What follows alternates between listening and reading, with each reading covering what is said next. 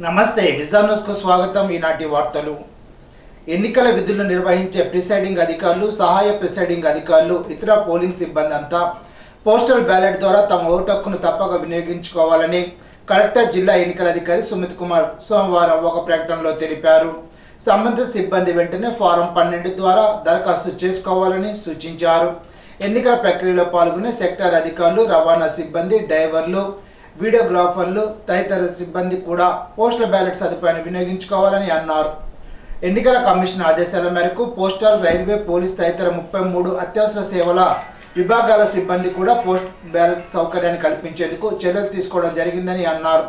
Postal బ్యాలెట్లు voting ప్రక్రియ చేయాల్సిన ఏర్పాట్లు, home voting distribution centre, reception centre ఏర్పాట్లపై సంబంధిత అధికారులు కార్యాచరణ రూపొందించుకోవాలని అన్నారు. నామినేషన్ స్క్రూనిటీ పూర్తయిన వెంటనే పోస్టల్ బ్యాలెట్ పత్రాల ముద్రణ చేయడం జరుగుతుందని తెలిపారు. ఈవీఎంల రాండమైజేషన్ శిక్షణా తరగతి నిర్వహించిన జిల్లా జాయింట్ కలెక్టర్ సివి ప్రవీణాదిత్య సోమవారం ఎస్ఆర్కేఆర్ ఇంజనీరింగ్ కళాశాలలో ఈవీఎంల రాండమైజేషన్ శిక్షణా తరగతులను ఉండే అసెంబ్లీ నియోజకవర్గానికి సంబంధించి అసిస్టెంట్ రిటర్నింగ్ సెక్టర్ అధికారులు, ఎంపీడీఓలతో జిల్లా జాయింట్ కలెక్టర్, ఉండే అసెంబ్లీ నియోజకవర్గ ఎన్నికల రిటర్నింగ్ అధికారి సివి ప్రవీణాదిత్య ప్రారంభించారు. ఈ సందర్భంగా ఆయన మాట్లాడుతూ పోలింగ్ జరిగే రోజున పోలింగ్ అధికారులకు ballot unit, central unit, VVPATs ఎలా పంపిణీ చేయాలి, బ్యాలెట్ యూనిట్లో బ్యాలెట్ పేపర్స్ ఎలా సీల్ చేయాలనే విషయాన్ని తెలిపారు. గ్రామాభివృద్ధికి నిరంతరం పరితపించిన స్వర్గీయ మద్దాల నాగేశ్వరరావు అందించిన సేవలు చిరస్మరణీయమని రాష్ట్ర పౌర సరఫరాల శాఖ మంత్రి కారుమూరి వెంకట నాగేశ్వరరావు అన్నారు. సోమవారం మధ్యలో వైఎస్ఆర్సీపీ కార్యాలయంలో వైఎస్ఆర్సీపీ సీనియర్ నాయకులు మద్దాల నాగేశ్వరరావు 3వ వర్ధంతి సందర్భంగా ఆయన చిత్రపటానికి మంత్రి కారుమూరి నాగేశ్వరరావు పూలమాల వేసి నివాళులర్పించారు.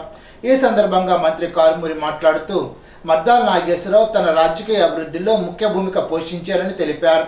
ఒక దశలో నడవలేని స్థితిలో ఉన్న ఆయన చికిత్స ద్వారా కోలుకొని ఎంతో ఉత్సాహంగా వైఎస్ఆర్ కాంగ్రెస్ పార్టీ కోసం పనిచేశారని అన్నారు. మద్దాల నాగేశ్వరరావు ఆత్మస్థైర్యం, మనోనిర్భరం, ఎంతో చలాగ్గా పనిచేశారని శ్లాఘించారు. అత్తి డిగ్రీ కళాశాల అధ్యక్షునిగా, సుబ్రహ్మణ్యేశ్వర స్వామి ఆలయ పునర్నిర్మాణానికి ప్రోత్సాహంగా, అత్రి ఎంపీపీగా, సొసైటీ అధ్యక్షునిగా, ఏఎంసీ చైర్మన్గా మద్దాల సేవలు అందించారని వైఎస్ఆర్సీపీ మండల అధ్యక్షుడు పాయబోని సత్యనారాయణ పేర్కొన్నారు. ఆయన మన మధ్య లేకపోవడం చాలా బాధాకరమని అన్నారు.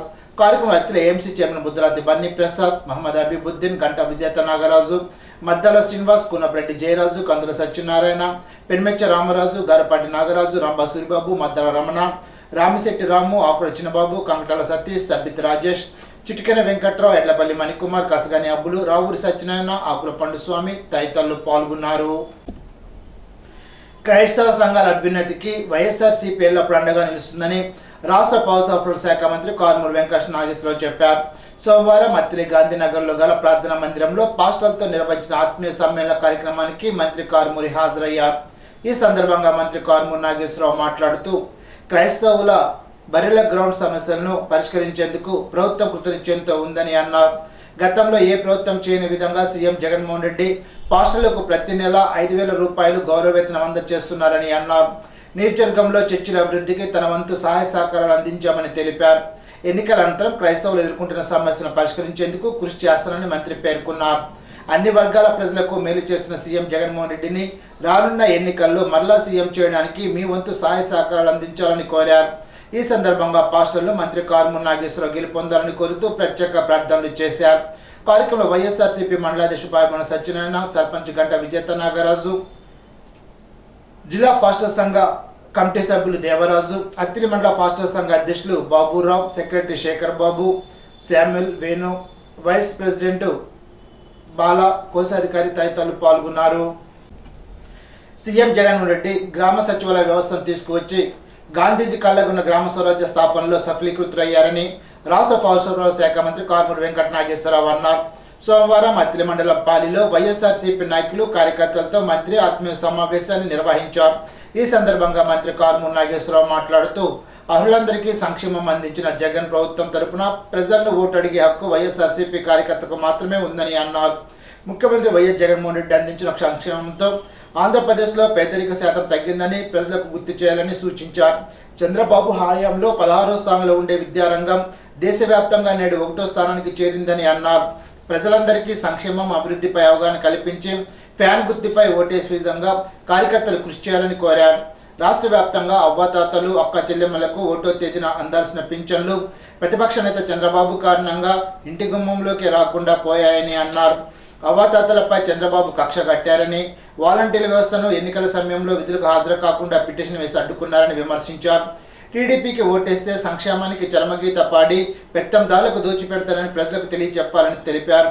ఎన్నికల అధికారుల చేతిలోకి అధికారం మోపి వెళ్ళగానే చంద్రబాబు తన మార్కు రాజకీయాన్ని బయటకు తీసి ముందుగా వాలంటీర్ వ్యవస్థను అడ్డుకున్నారని, తద్వారా పేదలను ఇబ్బందులకు గురి చేయడమే ఆయన ఉద్దేశమని తెలిపారు.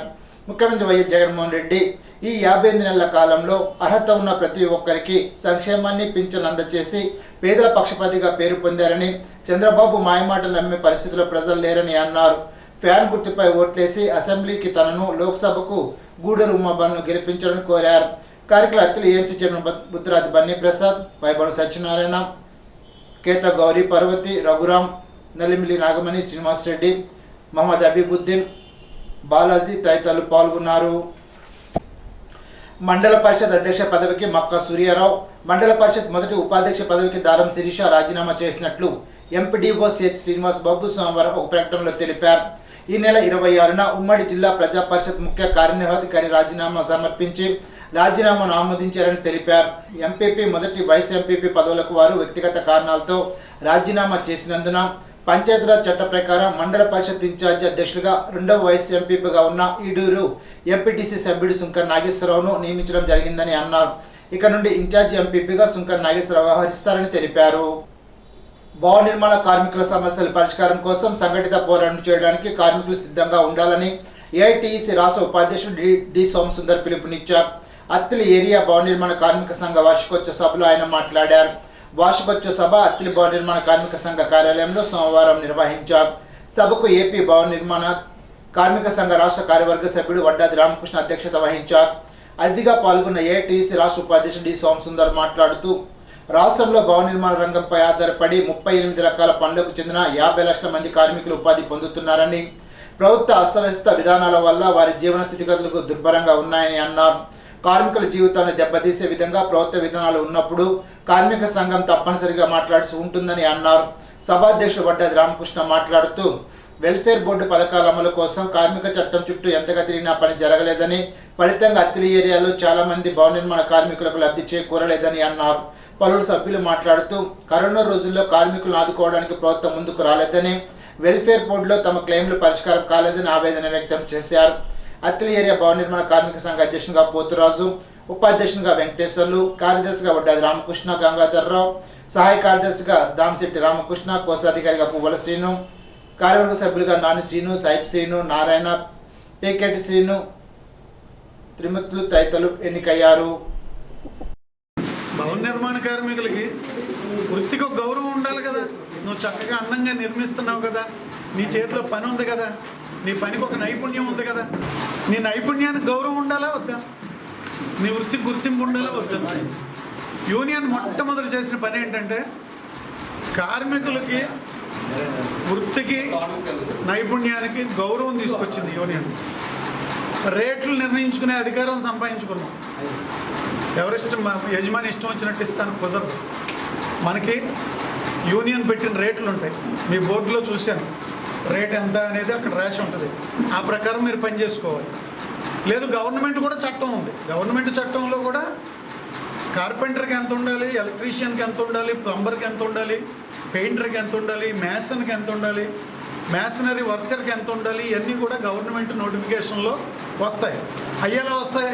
యూనియన్ రాష్ట్ర స్థాయిలో పోరాటం చేసి రాజకీయ నాయకుల దగ్గరికి వెళ్ళి, ఎమ్మెల్యేల దగ్గరికి వెళ్ళి, మంత్రుల దగ్గరికి వెళ్ళి, అధికారుల దగ్గరికి వెళ్ళి పోరాడితే ఆ రేట్లు వస్తాయి. ఆ రేట్లు మనం కాగితంలో ఉంటాయి. అమలు జరిపించుకోవాలంటే యూనియన్నే కదా చేయాల్సింది. అంచేత వృత్తికి ఒక గౌరవం వచ్చింది. వేతనాలకు సంబంధించి ఒక రకమైన మన చేతిలోకి ఒక అధికారం వచ్చింది. మన గవర్నమెంట్ ద్వారా ఒక గుర్తింపు రావాలి అని చెప్పి యూనియన్ సుమారు 25-30 సంవత్సరాలు ఇండియా లెవెల్లో పోరాటం చేసి పార్లమెంట్కి, మరి మీరు ఎవరైనా ఢిల్లీ వెళ్ళారో లేదో నాకు తెలియదు కానీ 1980లోను 90లోను చెలో పార్లమెంట్ అని, చెలో అసెంబ్లీ అని కొన్ని డజన్ల సార్లు వేల మంది, లక్షల మంది, ఢిల్లీలో 3 లక్షల మంది భవన నిర్మాణ కార్మికులు ఊరేగింపు జరిపి పార్లమెంటు దగ్గరికి వెళ్ళి గొడవ చేస్తే అప్పుడు భవన నిర్మాణ కార్మికులకు వెల్ఫేర్ బోర్డు చట్టం వచ్చింది. ఆ చట్ట ప్రకారం ప్రతి రాష్ట్రంలోనూ ఈ వెల్ఫేర్ బోర్డుని ఏర్పాటు చేయాలి, మనల్ని అందరినీ సభ్యులుగా చేర్పించాలి. ఇప్పుడు చెప్పిన 38 కేటగిరీల కార్మికుల్ని సభ్యులుగా చేర్పించాలి, వాళ్ళకు ఒక కార్డు ఇవ్వాలి. ఇచ్చాక వెల్ఫేర్ బోర్డులో డబ్బు ఉంటుంది. ఎక్కడి నుంచి వస్తుంది? మనం కట్టే సభ్యత్వం ఒకటే కాదు. బిల్డింగ్ కట్టినా, రోడ్డు వేసినా, ప్రైవేట్ బిల్డింగ్ అయినా గవర్నమెంట్ బిల్డింగ్ అయినా, వంతెన కట్టినా, లేదా నేషనల్ హైవే కట్టినా, స్టేట్ హైవే కట్టినా, ప్రభుత్వ భవనాలు కట్టినా, తెలుసుగా స్కూళ్ళు కడతా ఉంటారు, అంగన్వాడీలు కడతా ఉంటారు, హాస్పిటళ్ళు కడతా ఉంటారు, రకరకాల భవనాలు ప్రభుత్వం కడతా ఉంటుంది. అందులో కాంట్రాక్టర్కి పే చేసేటప్పుడు 1% డబ్బుని వెల్ఫేర్ సెస్ కింద వసూలు చేసి మన బోర్డు ఖాతాకి జమ అయ్యేటట్టుగా ప్రభుత్వం ఆ చట్టంలో పెట్టింది. క్రోధినామ సంవత్సరంలో అందరి క్రోధాన్ని తగ్గించి సుఖ సంతోషాలతో ఆనందంగా గడపాలని బల్లిపాడు జడ్పీ ఉన్నత పాఠశాల ప్రధానోపాధ్యాయుడు వైఎస్ఆర్ సీఎం దత్ అన్నారు. సోమవారం పాఠశాలలో నిర్వహించిన ఉగాది సంబరాలు ఆయన మాట్లాడుతూ, మన పరిసరాల్లో ప్రతి చెట్టును జీవిని జాగ్రత్తగా చూసుకున్నప్పుడే మన జీవితాలు ఆనందంగా ఉంటాయని అన్నారు. అందరూ ఉగాది పచ్చడిలో షడ్రుచులు మిళితమైనట్లుగా జీవితంలో అన్ని రకాల కష్టసుఖాన్ని సమానంగా అనుభవించడం నేర్చుకోవాలని అన్నారు.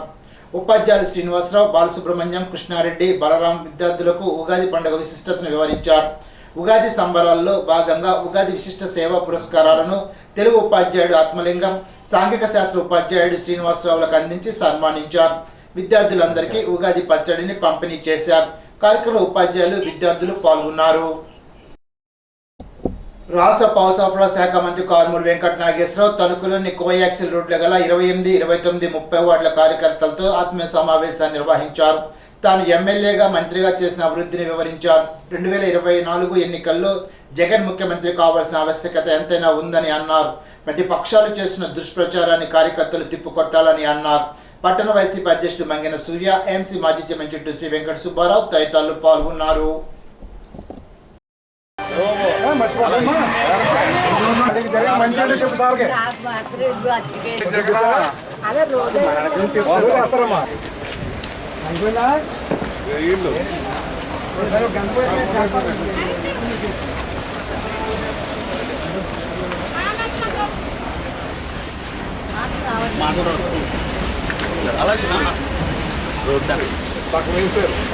ఇదేమో బీపీ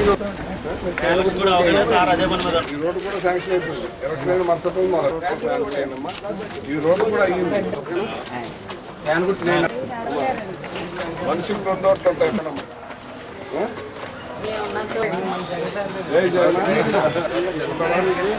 అయితే శాంక్షన్ అయిపోయింది.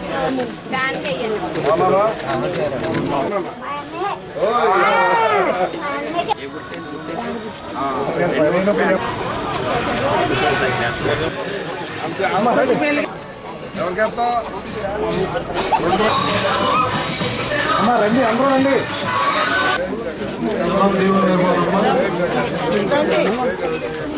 అన్నా కొద్దిగా కొంచెం గేకెప్పు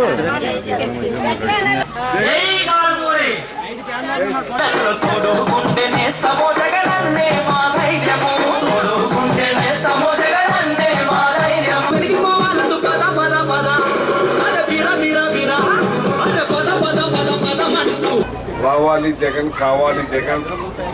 మేము జగన్మోహన్ రెడ్డి గారికి ఓటేస్తాం. ఆయనే మళ్ళీ మాకు రావాలి, కావాలి. ఇంత పెద్ద ఎత్తున సంక్షేమ అభివృద్ధి చేస్తున్న జగన్మోహన్ రెడ్డి గారే మాకు ఉండాలి. ఇవాళ ఎప్పుడూ కూడా ఈ రోడ్లన్నీ కూడా మాకు వేస్తున్నారు. రోడ్లు కూడా బాగా శాంక్షన్ చేశారు. గతంలో మేము చాలా ఇబ్బంది పడేవాళ్ళం, ఎవ్వరూ కూడా మమ్మల్ని పట్టించుకోలేదు. ఇవాళ ఈ మున్సిపాలిటీలో అడగనోళ్ళది పాపం అన్నీ కూడా శాంక్షన్ చేసి అన్ని రోడ్లు పోయటమే కాకుండా ట్రైన్లు కూడా కట్టే కార్యక్రమం పెద్ద ఎత్తున చేశాం. ఇవాళ సంక్షేమం అభివృద్ధితో పాటు ఈ మున్సిపాలిటీని మోడల్ మున్సిపాలిటీగా తీర్చడానికి నా శక్తివంతులు ఎక్కడ కృషి చేస్తానని చెప్పి సందర్భంగా తెలియజేస్తున్నాను. ఇవాళ ప్రతి ఒక్కళ్ళు కూడా జగన్మోహన్ రెడ్డి గారు వచ్చిన తర్వాతే మాకు అన్ని పథకాలు అందుతున్నాయి. మా పిల్లలు చదువుకుంటున్నారు.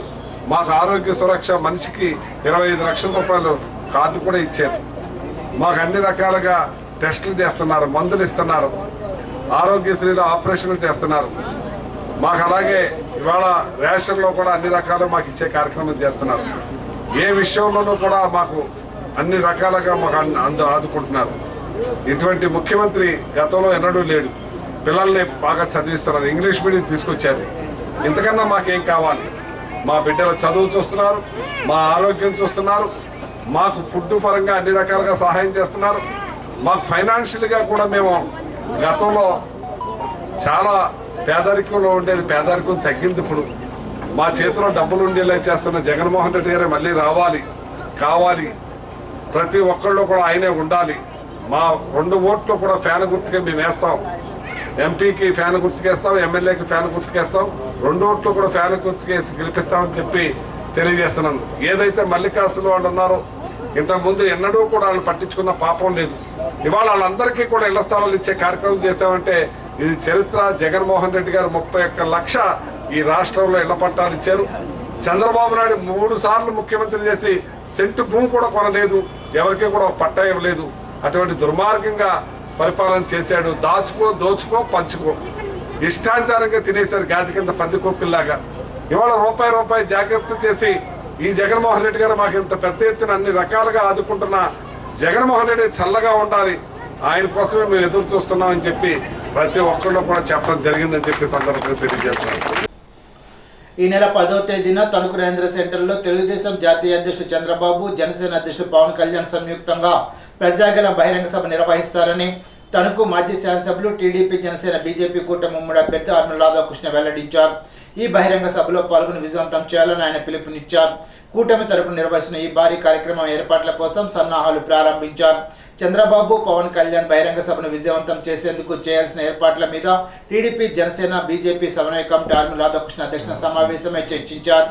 కార్యక్రమంలో పశ్చిమ గోదావరి జిల్లా బీజేపీ నాయకులు నాని దాతాజీ, నియోజకవర్గ కన్వీనర్ అయినంపూడి శ్రీదేవి, దొమ్మిడి వెంకట సుధాకర్, పరిమి వెంకన్నబాబు, బస్వ రామకృష్ణ, కలగల వెంకటకృష్ణ, పూర్ణచంద్రరావు, మహేష్, చిక్కాల వేణు, కొమిరెడ్డి శ్రీనివాస్, ఆకేటి కాశీ, దాసం ప్రసాద్, జనసేన, తెలుగుదేశం, బీజేపీ నాయకులు పాల్గొన్నారు. బీకాం చదివిన విద్యార్థులు కంపెనీ కార్యదర్శులుగాను, చార్టెడ్ అకౌంట్లుగాను వెళ్లడానికి అవకాశాలున్నాయని బ్రహ్మయ్య అండుకో చార్టెడ్ అకౌంట్ చెరుకూరు శ్రీనివాసరావు అన్నారు. తనకు ఎస్కేఎస్డి కళాశాలలో ఆదాయ పన్నుపై అవగాహన సదస్సు నిర్వహించారు. ఆదాయ పన్ను రాబడి, కేంద్ర చెల్లింపులు, పబ్లిక్ కంపెనీలు, ప్రైవేట్ కంపెనీలు, సొసైటీలు, ట్రస్టుల గురించి వివరించారు. కళాశాల కార్యదర్శి చిట్టూరి సత్యఉషారాణి మాట్లాడుతూ పేదరికం పోవాలంటే ప్రతి ఒక్కరూ నిజాయితీగా ఆదాయ పన్ను చెల్లించాలని అన్నారు. కళాశాల ప్రిన్సిపాల్ కాటు రామకృష్ణ, వైస్ ప్రిన్సిపాల్ యుఎల్ సుందరిబాయి, వాణిజ్య శాస్త్ర అధ్యాపకులు ఎస్వి ప్రసాద్ తదితరులు పాల్గొన్నారు. ఇప్పుడు ఒక చిన్న బ్రేక్.